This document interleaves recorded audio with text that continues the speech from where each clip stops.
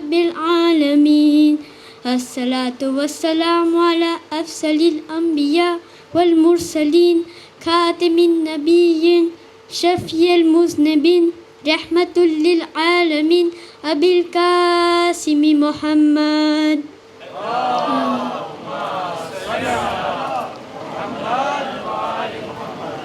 وعلى آله الطيبين الطاهرين المعصومين المسلومين منتجبين المنتكبين الذين أذهب الله عنكم الرجس أهل البيت ويطهركم تطهيرا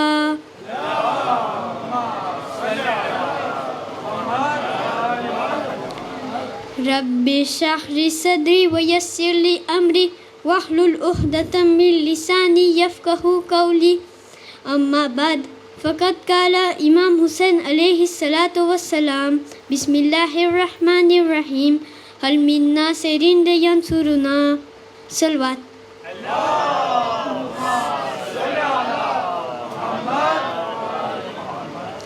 આજે આપણે અહીંયા આવ્યા છે આ આઝાદારીનો પ્રોગ્રામમાં સામેલ થયા છે. અલ્લાહ સુબ્હાના વ તઆલા આપણી આ આઝાદારીને કબૂલ કરે અને આપણને વધારે મજલિસોમાં હાજર થવાનો તોફીક દે. કારણ કે ઇમામની આઝાદારીમાં શરીક થવું અને ભાગ લેવું બહુ જ સવાબ છે. આપણે બધે જ્યારે તે વારેસા પડે છે, ખાસ કરીને તો જુમેરાતના, અને આપણે બધા કહે છે કાશ હું કરબલામાં હોત તો હું પણ કુરબાની આપત. શું આપણે સાચન બોલે છે કે હું કુરબાની આપત? આ કે કુરબાની માંગે છે ઇમામ? આપણું લોહી નથી ખપતું ઇમામને. આપણા શરીરની કુરબાની નથી ખપતી ઇમામને. આપણે બધે સાંભળ્યા કે ઇમામ હુસૈન ઇસ્તેગાસા કેરા આશુરાના દિવસે હલ મિન્ના સેરીન લયનસુરુના જે હતા તે સાંભળ્યા હતા. જે તેઓ માના પેટમાં હતા તેઓ પણ સાંભળ્યા. અને કયામત સુધી જન્મવાવાળાઓ બચ્ચા માટે આ મેસાજ છે. અને બધે સાંભળ્યા અને જેઓ આજ સુધી સાંભળ્યા તેઓને ઇમામ હુસૈનની મજલિસ સાંભળવું નસીબ થયું છે. સલવાત.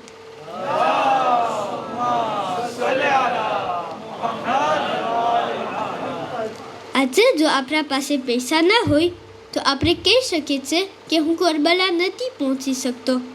પણ આ દરબાર આ પણ ઇમામનું એક ઘર છે. આ દરબાર પણ તે દરબારથી કમ નથી. શા માટે આપણે મજલિસોથી મહેરૂમ રહીએ છીએ? શા માટે આપણે જુમેરાતથી મહેરૂમ રહીએ છીએ? આઝાદારીનું મકસદ શું છે? આઝાદારીનો મર્તબો કેટલો છે? તેના બારામાં પણ એક કિસ્સો તમને કહેવા માંગુ છું. આગા ગુલામ રઝા હૈદરી પોતાની કિતાબમાં આ વાક્યો લખે છે. à peu près 150 ans વાક્યો છે. તે મરજા હતા પણ તેમની જવાનીમાં આ વાક્યો લખે છે કે તેને એકદમ મરજા બનવું હતું. મરજા ક્યારે થાય છે? જ્યારે કિતાબ લખે છે. તેમની ઘરવાળી દર મેખોદીના મજલિસ કરતી હતી. હવે તમને ખબર છે કે અગાઉના વખતમાં એવી સગવડ ન હતી કે એક શોમ્બ્રમાં મજલિસ થતી હોય તો બીજો કોઈ ઘરનો માણસ બીજા ઘરના ભાગમાં મજલિસ શકે. તો પોતે તેમની બૈરીને કહે છે કે તું આ મજલિસે હુસૈન કરે છે તો મારો અડધો દિવસ આમ હાલ્યો જાય છે. નથી ક્યાં લખી શકતો, નથી ક્યાં કોન્સન્ટ્રેટ થઈ શકતો. કારણ કે બધે આવે કરે જાય ત્યાં સુધી ના તે ક્યાં લખી શકે, ના તે ક્યાં વાંચી શકે, ના તો કોન્સન્ટ્રેટ થઈ શકે છે. તો તેમની ઘરવાળી પણ સમજદાર હતા. તે કહે છે બસ તો તમે તમારા ઇલ્મને આગળ વધારો, ક્યાં વાંધો નથી, હું હવે મજલિસે હુસૈન નહીં કરું. પછી આગા તેનું કામ જારી રાખ્યા. થોડાક વખત પછી એનું આંખનું નૂર ઓછું થાતું ગયું. તે ડાક્ટર પાસે ગયા. કહે છે મને આ મારું કામ પૂરું કરવાનું છે, મને ક્યાં દવા દે. ડાક્ટર તેને કહે છે કે તારી આ આંખનું મારી પાસે ક્યાં ઈલાજ નથી. તું બહુ કામ કર્યો છે આ આંખથી. ત્યારે તે કહે છે કે હું એટલો ગમગીન થઈ ગયો, હું રોવા લાગ્યો અને હું ગયો મૌલા અલી પાસે. મૌલાના રોઝા પર આવીને ગિરિયા કર્યો અને અહેલે બેતના વાસ્તા આપીને ફરિયાદ કર્યો કે યા અલી, આ તમારા નામને બુલંદ કરવા માટે હું આ કામ હાથમાં લીધો છું. મને શોખ છે કે મને મરજા થવું છે. આટલા ગિરિયા કર્યા બાદ જ્યારે તે રાતના સૂવા ગયા તો ખ્વાબમાં શું જોઈ છે? એક હસ્તી આવે છે તેના સપનામાં અને તેને કહે છે, આ દીનનું કામ બહુ સારું કામ છે, અમો તારાથી ખુશ છે, પણ બસ તું તારી બાયરીને કે પોતે બુધવારના ઇમામ હુસૈનની મજલિસ બપા કરતી હતી તે પોતે જારી રાખે, છોડે નહીં. અને આ આગા પોતાની કિતાબમાં લખે છે કે જ્યારથી પોતે આ મજલિસ ચાલુ કર્યા તો કે મારા આંખમાં આસ્તે આસ્તે દેખાવા માંડ્યું. અને ક્યાર સુધી કહે છે કે 90 વર્ષના થયા ત્યાં સુધી તેને ચશ્માની જરૂર પણ ના પડી અને તેમની ઉમ્મીદ પણ પૂરી થઈ અને પોતે મોટા મરચા થયા. સલવાત.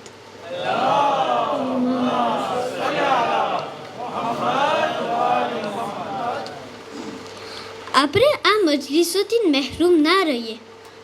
આપણે જુમેરાતથી મહેરૂમ ના રહેવું કબે. તમને ખબર છે કે જુમેરાતની કેટલી ફજીલત છે?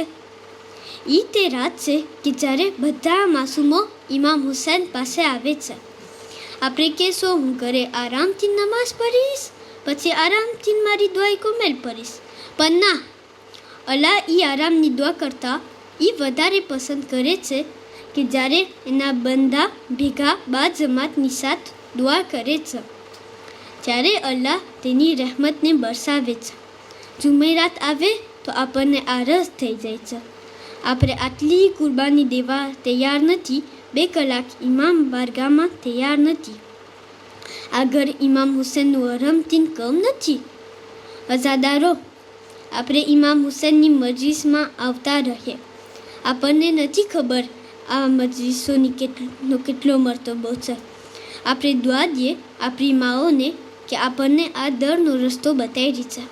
તો હા અઝાદારો, હું કહી ગયો કે જુમેરાત એવી રાત છે કે જ્યારે બધા માસૂમો ઇમામ હુસૈન પાસે આવે છે.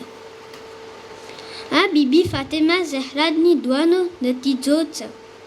આજે આપણે કોઈ જાહેર મદીના જાય છે, હજ યા તો ઉમરા માટે, પણ જ્યારે પહેલી ફેરે જાય છે, મદીનામાં દાખિલ થાય છે, ત્યારે દૂરથી ગુંબતે રસૂલ જોઈ છે. જ્યારે તે વિચાર કરતા હશે કે આપની હાજત માંગે કે પુરસાદ દે. મને નથી ખબર કે જવારો શું કે છે, પણ મારું દિલ કે છે કે જવાના આંખમાં આંસુ જરૂર આવતા હશે. પણ અઝાદારો, ઇમામ સૈયદે સજ્જાદનો કાફેલો જ્યારે મદીનામાં દાખિલ થયા હશે ત્યારે કીધા હશે કે એ નાના શહેરે મદીના, હવે અમને કબૂલ ના કરજે. જ્યારે અમે અહીંથી ગયા હતા તો અમારી સાથે અમારી ઓલાદ, અમારા બચ્ચા હતા. જ્યારે પાછા આવ્યા છે તો ખાલી ગોદને લઈને આવ્યા છે, જનાઝા જોઈને આવ્યા છે.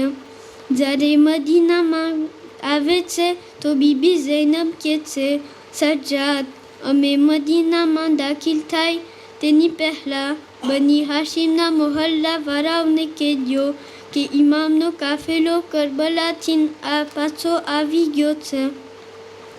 ઇમામ સજ્જાદ બશીરને કહે છે, તમે જાઓ છો તો આ નિશાની લેતા જાઓ. જો નિશાની હતી તે અલમે અબ્બાસ હતો. જ્યારે તે પસાર થતા હતા ત્યાં મદીનાની ગલીઓમાં ત્યાં એક જવાન બચ્ચાઓનું ટોળા હતા કે જે સાથે વાતો કરતા હતા. તો બશીરનો એલાન જ્યારે સાંભળે છે કે ઇમામનો કાફેલો પાછો આવ્યો છે તો બધા જવાનો કહેવા લાગ્યા, ચલો ચલો જલ્દી જાય, વરસ માથે થઈ ગયો, અલી અકબરની ઝિયારત નથી કરી. બશીર કે છે હું શું કહું તેઓને. એટલામાં એક નાનો બચ્ચો દોડીને મારી પાસે આવે છે અને મારા પગથી લીપટી જાય છે. તેના માથા ઉપર હાથ રાખીને તેને હું પૂછ્યો કે એ મારા બચ્ચા તું કોણ છો, તને શું જોઈ છે? તે મને કહે છે, એ શખ્સ, મારા બાબાનો અલમ તારી હાથમાં કેમ છે? અલા લાનતુલ્લાહી અલલ કૌમિ ઝાલિમીન.